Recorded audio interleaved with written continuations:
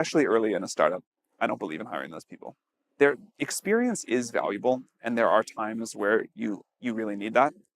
But I have not had success. And to be frank, like YC has not had that much success trying to start with like the very senior eminent administrator as one of the like, as the first hire in a startup. I would take like young, scrappy, but clearly like get stuff done over the person who has like the extremely polished track record. There will come a time where you need some of those people later, but I don't know how you do it. But when I was like reading YC applications, I would like never look at the resume items.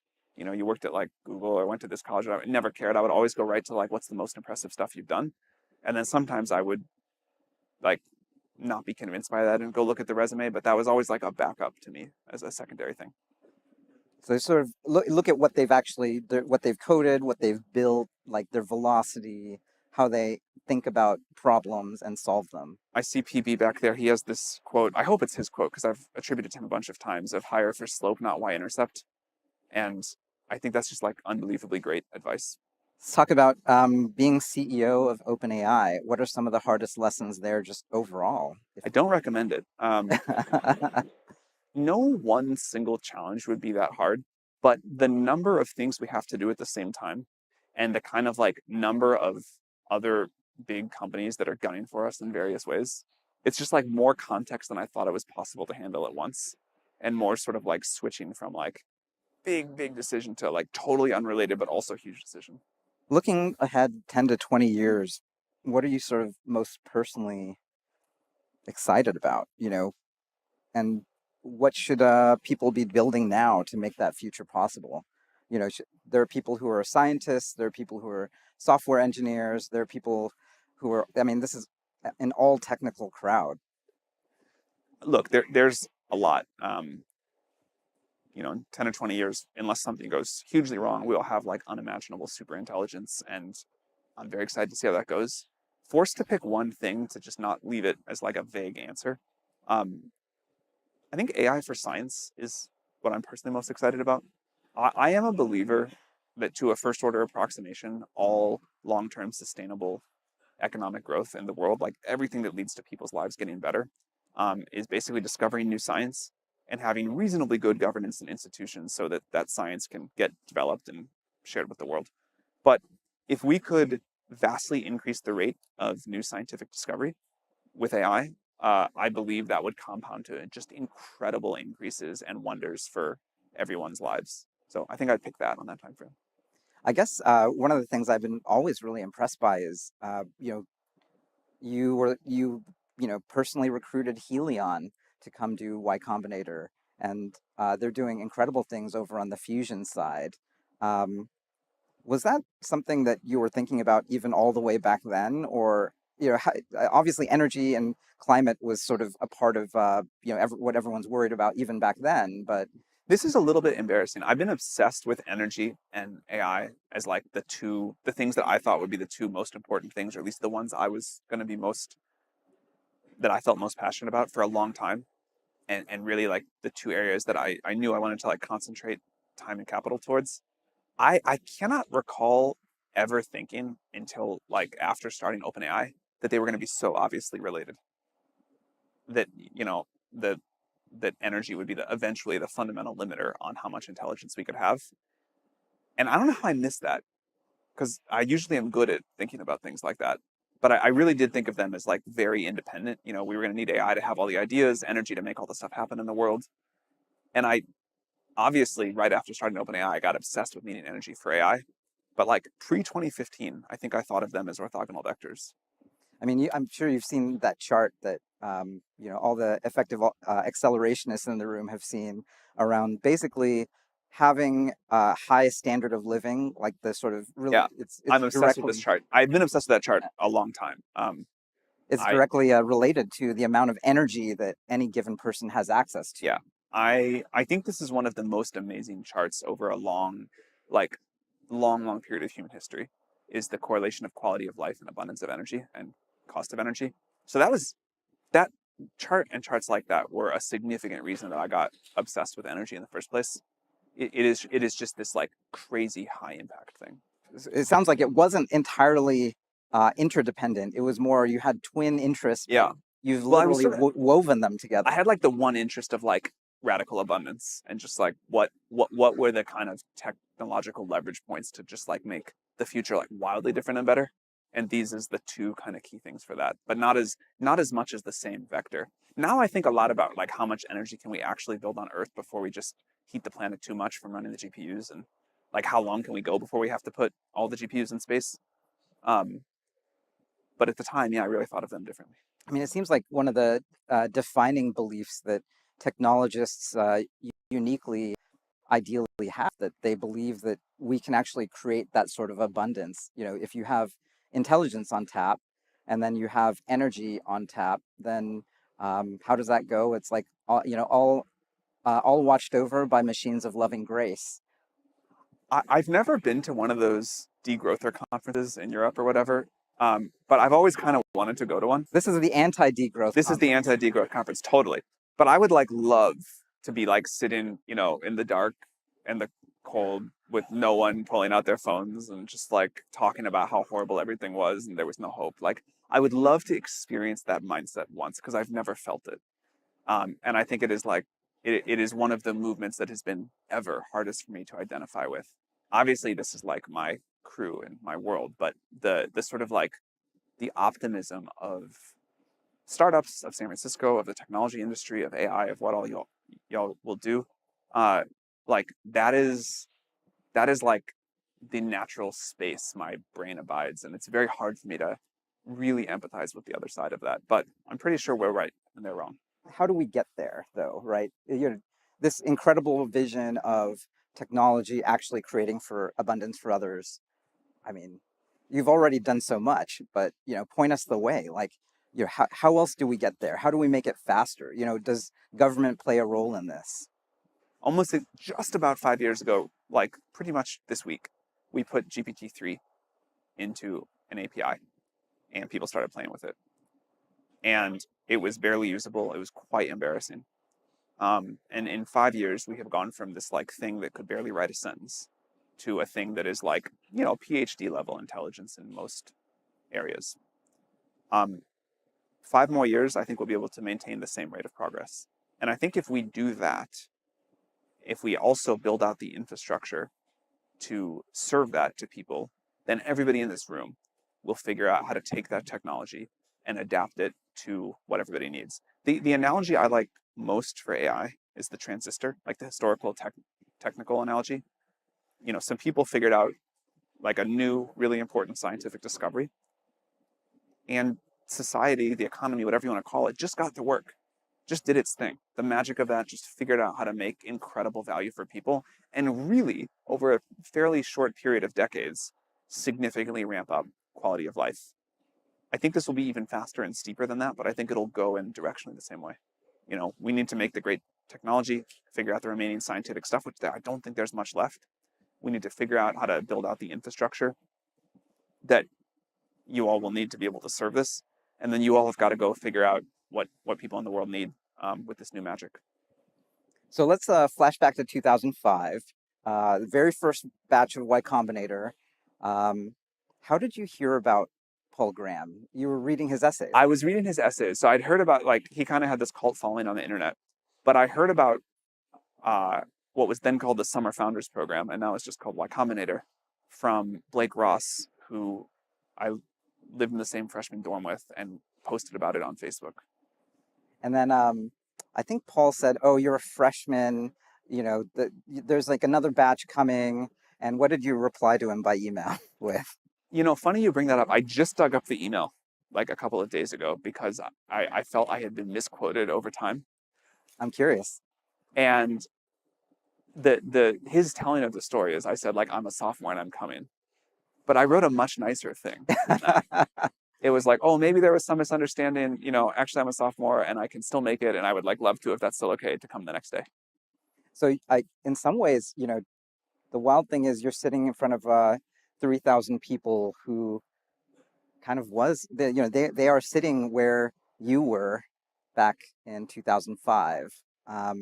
What would you say to the Sam Altman from that time? You know, given what you know, all the things you've seen, all the things you've learned since, like, what are the things that you're most surprised you didn't know that, I mean, it just took, I mean, you've been through it, you know, like Yeah. you've done it. I wish someone had like taught me the importance of like conviction and resilience over a long period of time. People don't really talk about how hard that is. It's like easier for a little while, but your reserves kind of like wear down on it, and how to keep that going for a long period of time. Also, just sort of like trust that it's eventually gonna work out. Like obviously, my first startup didn't work that well. Um, I think a lot of people kind of give up after one failed startup, but startups don't work out all the time. And learning how to keep going through that, keep working through that is I think really important. Developing like trust in your own instincts and increasing that trust as you refine your decision making and instincts over time. I think that's really important. Kind of courage to work on stuff that is out of fashion, but is what you believe and what you care about. I think that's really important. I had a kid recently, and the thing everyone tells you when you have a kid is that it is the best thing you will ever do, but also it is the hardest thing you will ever do. Like the good parts are much better than you can imagine. The hard parts are much harder. That is all totally true, and that is also basically what I feel like being an entrepreneur is like. The good parts are really great, better than you think, and the hard parts are like shockingly much harder than anyone can express in a way that makes any sense to you, and you have to just keep going. Sam Altman, everyone. Thank you. Thank you. We said, okay, we're going to go for AGI. 99% of the world thought we were crazy. 1% of the world it really resonated with. You know, in 10 or 20 years, unless something goes hugely wrong, we'll have like unimaginable superintelligence. This is the best fucking time ever in the history of technology, ever, period, to start a company. Well, Sam, thank you so much for joining us, and thanks for all the inspiration. I mean, OpenAI itself is a true inspiration for any really, really ambitious person. Maybe we just start with that. I mean, what were some of the decisions early that seemed small that turned out to be incredibly pivotal? I mean, just deciding to do it was a big one. Like, we got very close to not starting OpenAI. AGI sounded crazy. I had Gary's job then, and we were, you know, there was like all this other great stuff to do that would work, all these great startups, and AGI was like kind of a pipe dream. And also, even if it was possible, DeepMind seemed like impossibly far ahead. And so we had this year over the course of 2015 where we were talking about starting it. And, you know, it was like kind of coin flippy. And I think this is the story of like many ambitious things where they seem so difficult and there's such good reasons not to do them that it really takes a core of people that like sit in a room, look each other in the eye and say, all right, let's do this. And those are like very important moments. And I think when in doubt, you should lean into them. So there were just a billion things, a billion reasons why people might say you shouldn't do it. I mean, off the bat, like even, you know, one of the things you figured out was the scaling laws. It's so hard to remember what it was like. Next year will be our 10-year anniversary. And so yeah, thank you. But to like remember what the vibes were like about AI 10 years ago, that was like way before the first language models that worked. We were trying to like play video games, and we had this little robotic hand that could sort of barely do a Rubik's Cube, and we had no ideas for products, no revenue, no really idea that we were ever going to have revenue. And we're like sitting around at conference tables and whiteboards trying to come up with ideas for papers to write. It was such, it's like hard to explain now because it looks so obvious now how improbable it seemed at the time, and how the idea of ChatGPT was like completely in the realm of science fiction.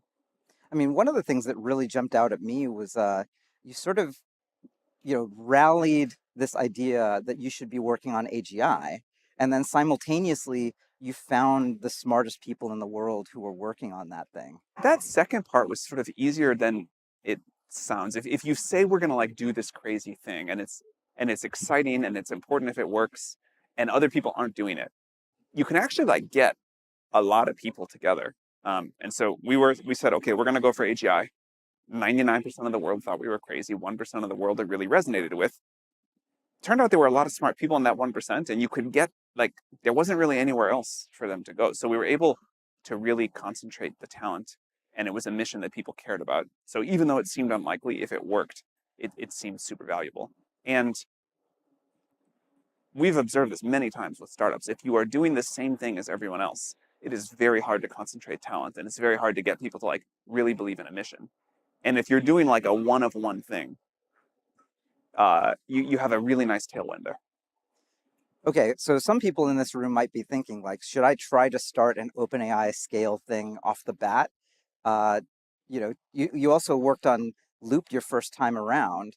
Were there lessons from that? OpenAI was not an OpenAI scale thing off the bat. OpenAI was like 8 people in a room, and then it was 20 people in a room, and it was very unclear what to do, and we were just like trying to write a good research paper. Um, so the things that eventually become really big do not start off that way. I think it's important to like dream that it could be big if it works. Nothing big starts that way, and Vinod Khosla has this quote that I've always liked, which is there's a very big difference between a $0 million startup and a $0 billion startup, but they both have $0 of revenue. They're both like a few people sitting in a room, and they're both just trying to get the first thing to work. Um, so the only advice I have about trying to start something big is pick a market where it seems like there's some version of the future where it could be big if it works. But other than that, it's like one dumb foot in front of the other for a long time. How people use ChatGPT has changed a lot. How people use your API has changed a lot. Uh, what surprises you the most with the latest models like O3, and what emergent behaviors or use cases are standing out to you right now? I think we're in a really interesting time. We haven't been in one of these for a while, but like right now, we're in an interesting time where the product overhang relative to like what the models are capable of is here. The products that people have figured out to build is way down here. There's a huge, even if the models got no better, which of course they will, there's a huge amount of new stuff to build. And also, like last week, O3 cost 5 times as much as it did this week. And that's going to keep going. I think people will be astonished at how much the price per performance falls. We have an open source model coming out soon. I think people are going to be, yeah. I don't want to like steal the team's glory and pre-announce this, but I think you all will be astonished. I think it will be like much better than you're hoping for, and the ability to like use it to run incredibly powerful models locally is gonna like really, really surprise people on what's possible. But so you have this world where like the model capability has gone into like a kind of like a very new realm. The cost of the APIs are going to keep falling quite dramatically. The open source models are going to be super great. And I think we have not yet seen the level of new product innovation that the reasoning models are capable of, which makes sense. They're pretty new. But this is like an exceptional time to go build a company that takes advantage of this sort of new thing that exists, this sort of new square on a periodic table that no one has built with yet. So only in the last month, I think we really started to see startups that are saying, okay, like reasoning models are different. The whole interaction model is different, and really building for that. I mean, for me, even memory has turned into it feels like I'm talking to someone who knows me, which is interesting. Yeah, memory is my favorite feature that we've launched this year. I don't think most people at OpenAI would say that because we've launched a lot of stuff, but I love memory in ChatGPT. And I think it points to where we will hopefully go with the product, which is you will have this like entity that gets to know you, that connects to all your stuff, and that is like proactively helping you. It won't just be like you send a message and it sends you one back, but it'll like be running all the time. It'll be looking at your stuff. It'll know when to send you a message. It'll know when to go do something on your behalf. You'll have, special new devices, and it'll be integrated on every other service you use, and you'll just have this thing running with you throughout your life. I think memory is the first time where people can sort of see that coming. I, back in the day, you tweeted a little bit about her. When is that coming? Can you give us an alpha leak around that? I think gradually is the answer. No, if I had a date in mind, I would probably just be excited and tell you. Um, but like, it's a little bit here with memory. Right. It'll be a little more here when it's persistently running in the background and sending you stuff. It'll be a lot more here when we ship the first new device. But I think the key of her is not the little piece of hardware, it's that this thing got to a point where it could run in the background and feel like a sort of AI companion. I guess we're starting to see the power of LLMs with integrations into your real data. Uh, you know, I've heard rumors that MCP is coming to OpenAI. I think today. Yeah. Oh, I today. think so. Fantastic. What has been surprising about the actual integrations? Like, have you been seeing people actually operating on their core database? At YC, we actually have that agent infrastructure internally, and we use it all the time. Definitely people are starting to use ChatGPT as this like operating system with everything, with their whole lives in it. And integrating into as many data sources as possible is important. Devices that are always with you, like new kinds of web browsers, the connection to all data sources, memory, and then a model that's persistently running. You put all that together, I think you get to like a pretty powerful place. Do you think that'll be in the cloud in the future, or will it be on our desktop, or some mix of both? Some mix of all of that. Definitely people will run local models for some things. Like, man, if we could push like half the ChatGPT workload onto your local devices, no one would be happier than us. Like our cloud, I think we will run the like largest and most expensive piece of infrastructure in the world pretty soon. So if we could push some of that off, that'd be great. But a lot of it will run on the cloud. Is it surprising to you how hard it is to get compute? I mean, we've gotten really good at it, Yeah. but it is. We went from like a zero, like no ChatGPT.com didn't exist 2.5 years ago to like the fifth biggest website in the world. It'll be the third at some point, hopefully someday the first if our current growth rates continue. And I think doing that is just hard no matter what. Like that's you usually get longer than we've gotten to scale up a like infrastructure for a new company. But there's like a lot of people that want to help. Well, it's incredible, incredible work that you guys have been doing. We're seeing reasoning models like O3 and O4 Mini evolve in parallel with multimodal models like 4.0. What happens when these two threads converge, and what's the vision for GPT-5 and beyond? I mean, we won't get all the way here with GPT-5, but eventually we do want one integrated model that can like reason really hard when it needs to and generate like real-time video when it needs to do that. If you ask a question, you could imagine it thinking super hard, doing some research, writing a bunch of code just in time for like a brand new app only for you to use, or kind of like rendering live video that you can interact with. So I think that will feel like a real new kind of computer interface.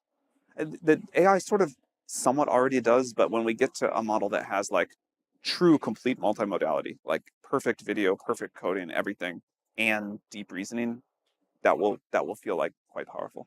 It seems like that might be a hop step over to the embodied aspect. That's having vision, having speech, and having reasoning is a hop step to, you know, Yeah.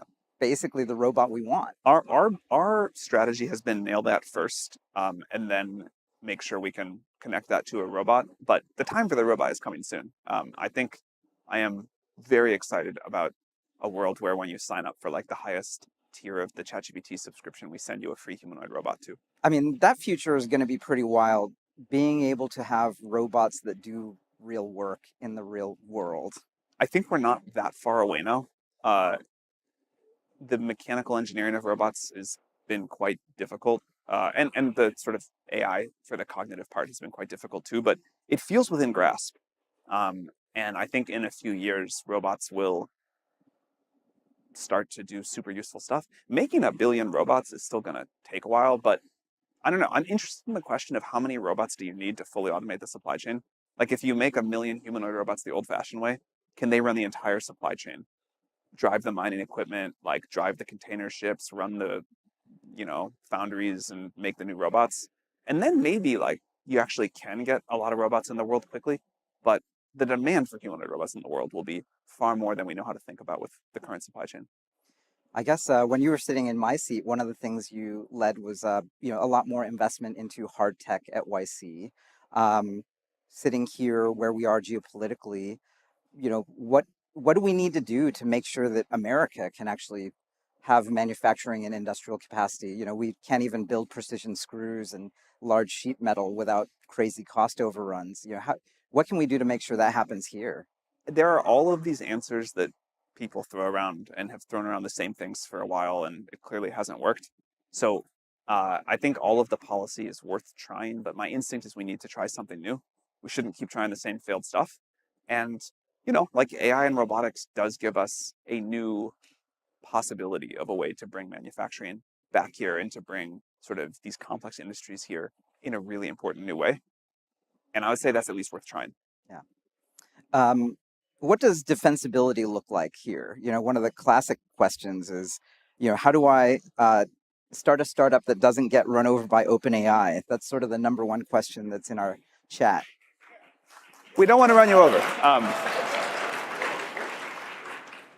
Look, we're going to do our thing hopefully very well. We are going to try to make the best super assistant out of ChatGPT that we can. We're going to add the things that we think we need to add to that. But that is like one small part of the opportunity in front of us. And it makes us sad when people are like, I'm going to start a new startup and I'm going to like make a version of ChatGPT. Because we think we're going to do that pretty well. And we have like, kind of a big head start. But there is so much more space to go after. And there are so many incredible other companies that have been built using our platform. We would like to make it easier for you all. We would like to do more things. Like finally now, you can imagine that ChatGPT could drive a lot of traffic to new startups, and that there's like a new kind of app or agent or whatever you want to call it, store that we could do inside of ChatGPT and drive traffic to new startups to help. You could imagine that we could do like a sign in with OpenAI and people could bring their personalized model and easily connect it to a new startup, and that would probably help in a bunch of ways. So we want to be a platform for other people to build stuff. Our advice is like, don't build our core, chat assistant. But there is another problem, which is, and this is the same for every kind of like moment that I've seen in startup history. People get excited about the same thing at the same time. And so rather than go build the thing that you have thought of that is not everybody what else is doing, we are like very social creatures and we get very influenced by what other people are doing. And I bet if Gary listed off the 5 ideas that he hears most often of what people want to build with AI, like half the room would raise their hands for working on one of those 5. And there is hopefully in this room the person who's going to start a company that is like much bigger than OpenAI someday. And I would bet that person is not working on any of the 5. So it is hard to build something defensible if everybody else is trying to do the same thing. Sometimes it works, it's not impossible. But the most enduring companies are usually not doing the same thing as everybody else. And that gives you time to figure out what the great product is, how to build the technology before you have to answer the defensibility question. It took us a long time to figure out how to answer the defensibility question for ChatGPT. We had built this thing, and for a long time, the only defensibility was like, we had the only product out in the market. And then we kind of like a brand that started to be well known. And now we have things like memory and connections and a whole bunch of other stuff that really is defensible. But, that was like a fair criticism of us for a long time. We didn't have any defensibility strategy. We just like had the only good thing out there. And then you have some window before which you have to build defensibility. One of the things we've talked about in the past is that we both are big followers of Peter Thiel, in that he talks a lot about being contrarian but right. I think that Peter is a genius. absolutely, and you've been contrarian in really fundamental ways. I mean, going back, to the beginning of the conversation, people thought, oh, this idea that the scaling laws are valuable. Today, it's taken as basic truth, but it was exactly the opposite of ground truth not that many years ago. When you got that pushback, what did you and your team feel? Did you say, F you, I won't do what you tell me? I'm going to push back against, getting pushback means that this is a contrarian area and we're going to bet here and we're going to be right. It is hard to have conviction in the face of a lot of other people telling you you're wrong. And I think people who say it's easy are not being honest. It gets easier over time. But like I remember one time, I can say this one because it got publicized, a few years into OpenAI, where Elon sent us this really mean email. We'd been working together for a while and said we had a 0% chance of success. Like not 0.10, that we were totally failing. We had showed him like GPT-1 recently. He was like, this is crap. it's not going to work. It doesn't make sense. And I he was really a hero of mine at the time.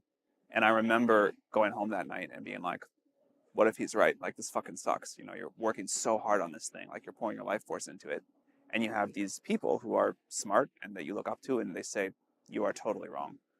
Um, or, you know, this is just never going to work, or you don't have defensibility. Someone's going to kill you. This is going to happen. That's going to happen. And I don't have a magic answer other than it's really tough and it gets significantly easier over time. But it's going to happen to all of you. And you just like get knocked down and get back up and brush yourself off and try to keep going. Let's talk AI agents. That's sort of the level 3 AGI. This is the year, I think Greg Brockman talked about recently, this is the year of the agent. Um, with tools like Operator, Code Interpreter, what kind of workflows do you think will disappear or appear that we just aren't ready for yet? For a long time, ChatGPT was like a Google replacement. You could ask it something that was about as long as a Google query, you know, maybe like half an hour worth of Google queries it could assemble together. And that was still pretty good, but it didn't, it still felt like a more advanced version of search. But now you start to see things where you can like really give a task to Codex, for example, or to deep research, and you have this thing go off and do a bunch of stuff and come back to you with like a proposal. It's like a very junior employee that can work on something for like a short period of time. And if you think about how much of the work that the world does is work that can be done in front of a computer in like few hour chunks where you then have someone say like, okay, that was good enough or not, it's quite a lot. So I think this is going to go, this is part of that overhang we were talking about earlier, but I think this is going to go quite far. And I think with current O3, to say nothing of our next model, you can build a lot of experiences like this. How do you see the future of human computer interaction and interfaces? And what are sort of the limitations of those interfaces that, motivated you? You know, one of the things that I think sci-fi got right is the idea of the interface almost melts away. Like voice interfaces today, we think of as something that is kind of sucky because they don't work that well. But in theory, if you could say to a computer, this is exactly what I want to happen today. And if there's any changes, if like I'm delayed, if you know something happens, I trust you to like go off and do all those things, but like I don't want to be interrupted. I don't want to think about it. And it just did it all and you trusted that it worked. That would be an interface that almost melted away, except when it, you know, was like a super great human assistant needed to talk to you. But you would be like really thrilled. When I like use my phone today, I feel like I am like walking down Times Square in New York, getting like bumped into by people. I love my phone. It's an incredible piece of technology, but it's like notification here, this thing happening, you know, this thing popping up, like bright colors, like all kinds of flashing things at me. It's just stressful. And I can imagine an interface where the computer mostly melts away. It does the stuff I need. But I really trust that it's going to do a great job of like surfacing information to me, making judgment calls about when I have to do, acting on my behalf when it should. And I'm quite excited for that. I'm not gonna like tell you what the new device is. Well, I'll tell you like one on one, but I'm not gonna tell the room. But it's very like I hope we can sort of like show people a different way to have computers. Is that one of the reasons why you brought on one of the greatest living designers on the planet, Johnny Ive and IO? Yeah, he is amazing. He really lives up to all the hype. I think we've only had kind of two big revolutions in computer interfaces, really, in the last like 50 years. We had the keyboard and mouse and screen, and then we had touch and phones. And the opportunity to do a new one doesn't come along that often. And I think AI really does totally open the playing field for something completely new. And I think if you got to pick one person to bet on to figure that out, he's the obvious bet. Yeah. So one of the things that we've been debating at YC that don't know if this is good, might be scary for a lot of software engineers who want to create B2B SaaS, is this idea that what if in the future you had your underlying database, you have an API layer that is your access control and enforces your business logic, and then the interface is the LLM, like your computer is literally the agent, and you have just-in-time software. Yeah. They're like complex flows. You're just going to go in and it'll code gen an artifact or a pane for you that like does that thing you wanted, and it'll go in the file and it'll bring it back if you ever need it. That's going to happen. Yeah. Look, here, there are two ways you can look at this. First of all, assume you all are like starting startups or have started startups, think about starting startups. This is the best fucking time ever in the history of technology, ever, period, to start a company. Yeah, this is,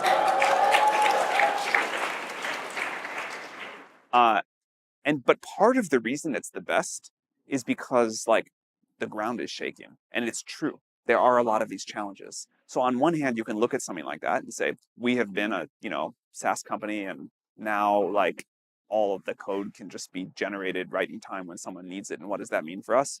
Or you can look at it and say, wow, this is going to happen, but it's going to happen to everybody. And the way startups win is when they can iterate faster than big companies, and they can do it at a much lower cost. Like big companies have a lot of advantages, but they iterate very slowly. And they, if something is like very cheap, then a lot of their big advantages go away. So you can look at all of these problems one way or another, but the way I would recommend looking at them is everybody is going to face the same challenges and opportunities. But when the clock cycle of the industry changes this much, startups almost always win. And we've probably never seen it change this much. Act on it from that direction. I think you'll be in incredible shape.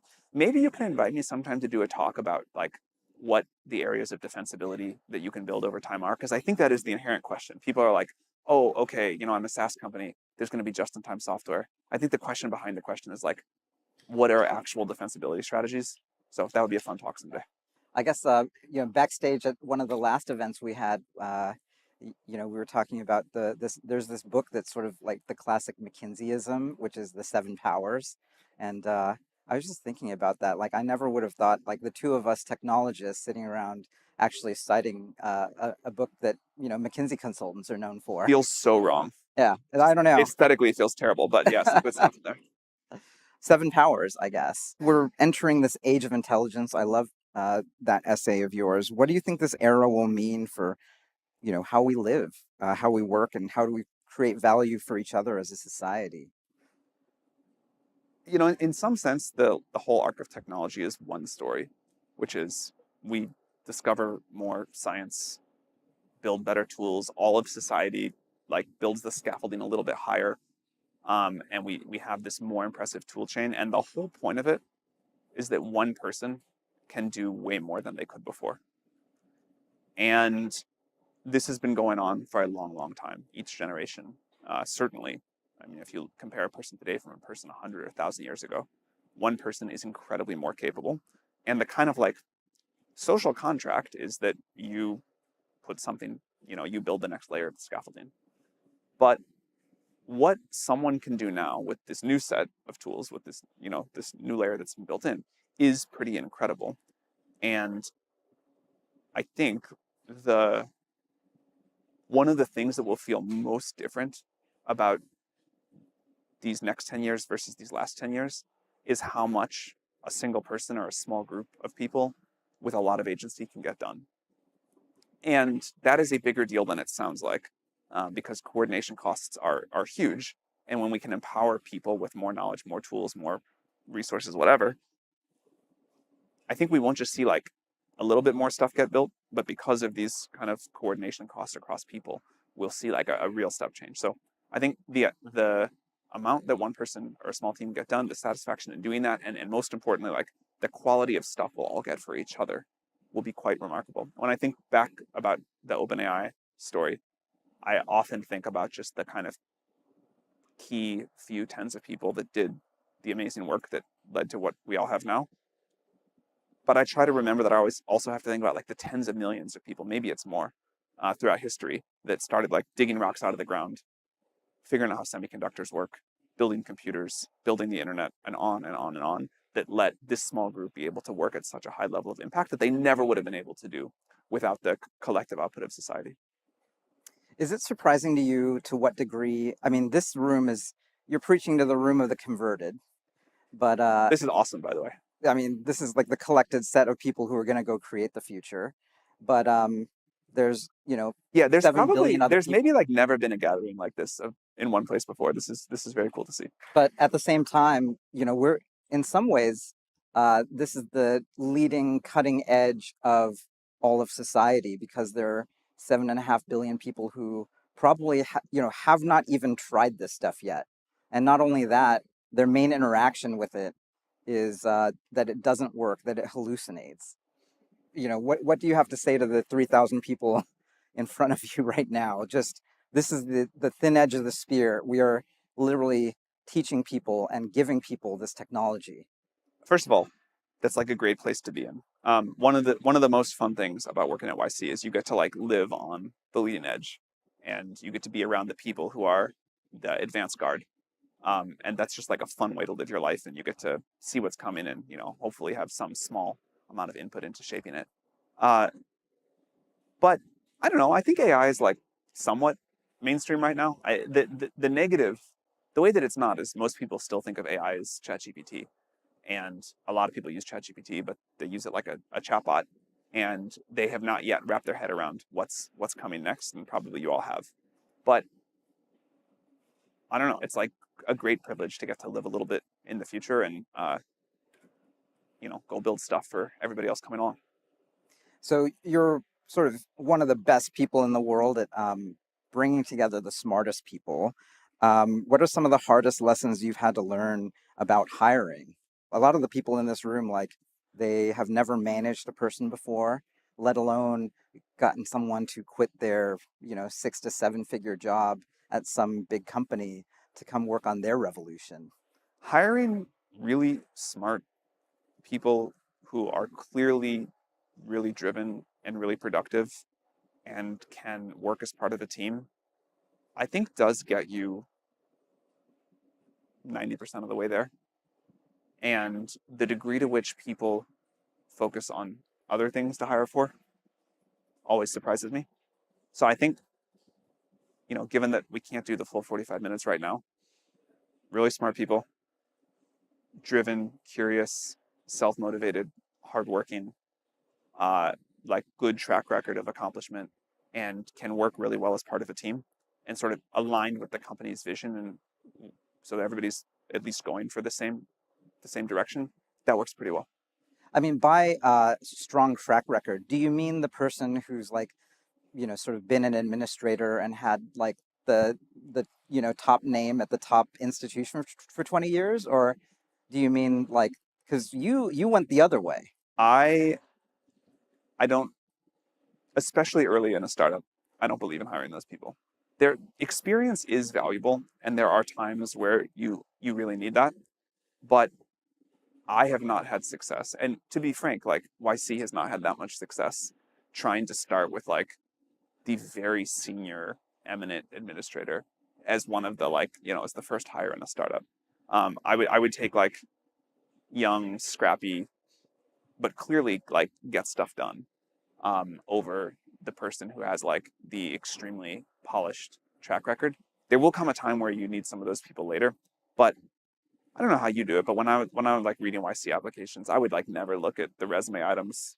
You worked at like Google or went to this college. I never cared. I would always go right to like what's the most impressive stuff you've done, and then sometimes I would like not be convinced by that and go look at the resume. But that was always like a backup to me as a secondary thing. So they sort of look at what they've actually, what they've coded, what they've built, like their velocity, how they think about problems and solve them. I see PB back there. He has this quote. I hope it's his quote because I've attributed to him a bunch of times of hire for slope, not y-intercept. And I think that's just like unbelievably great advice. Let's talk about being CEO of OpenAI. What are some of the hardest lessons there, just overall? I don't recommend it. No one single challenge would be that hard, but the number of things we have to do at the same time and the kind of like number of other big companies that are gunning for us in various ways, it's just like more context than I thought it was possible to handle at once, and more sort of like switching from like big decision to like totally unrelated but also huge decision. Looking ahead 10 to 20 years, what are you sort of most personally excited about, and what should people be building now to make that future possible? You know, there are people who are scientists, there are people who are software engineers, there are people who are, I mean, this is an all technical crowd. Look, there's a lot. In 10 or 20 years, unless something goes hugely wrong, we'll have like unimaginable super intelligence. And I'm very excited to see how that goes. Forced to pick one thing to just not leave it as like a vague answer. Um, I think AI for science is what I'm personally most excited about. I am a believer that to a first order approximation, all long term sustainable economic growth in the world, like everything that leads to people's lives getting better, is basically discovering new science and having reasonably good governance and institutions so that that science can get developed and shared with the world. But if we could vastly increase the rate of new scientific discovery with AI, I believe that would compound to just incredible increases and wonders for everyone's lives. So I think I'd pick that on that time frame. I guess one of the things I've been always really impressed by is, you personally recruited Helion to come do Y Combinator, and they're doing incredible things over on the fusion side. Um, was that something that you were thinking about even all the way back then, or obviously energy and climate was sort of a part of what everyone's worried about even back then, but This is a little bit embarrassing. I've been obsessed with energy and AI as like the things that I thought would be the two most important things, or at least the ones I was going to be that I felt most passionate about for a long time. And really like the two areas that I knew I wanted to like concentrate time and capital towards. I cannot recall ever thinking until like after starting OpenAI that they were going to be so obviously related. That, the that energy would be eventually the fundamental limiter on how much intelligence we could have. And I don't know how I missed that because I usually am good at thinking about things like that. But I really did think of them as like very independent. We were going to need AI to have all the ideas, energy to make all the stuff happen in the world. And I obviously, right after starting OpenAI, got obsessed with needing energy for AI. But like pre 2015, I think I thought of them as orthogonal vectors. I mean, I'm sure you've seen that chart that all the effective accelerationists in the room have seen around basically having a high standard of living, like the sort of really, Yeah, it's I'm obsessed with this directly chart. I've been obsessed with that chart a long time. it's I directly related to the amount of energy that any given person has access to. Yeah, I think this is one of the most amazing charts over a like long period of human history. Is the correlation of quality of life and abundance of energy and cost of energy. So that chart and charts like that were a significant reason that I got obsessed with energy in the first place. It is just this like crazy high impact thing. It sounds like it wasn't entirely interdependent. It was more you had twin interests, but Yeah. you've Well, I was literally sort of woven them I together. had like the one interest of like radical abundance and just like what were the kind of technological leverage points to just like make the future like wildly different and better. And these is the two kind of key things for that, but not as much as the same vector. Now I think a lot about like how much energy can we actually build on Earth before we just heat the planet too much from running the GPUs, and like how long can we go before we have to put all the GPUs in space. Um, but at the time, yeah, I really thought of them differently. I mean, it seems like one of the defining beliefs that technologists uniquely, ideally have, that they believe that we can actually create that sort of abundance. If you have intelligence on tap, and then you have energy on tap, then how does that go? It's like all watched over by machines.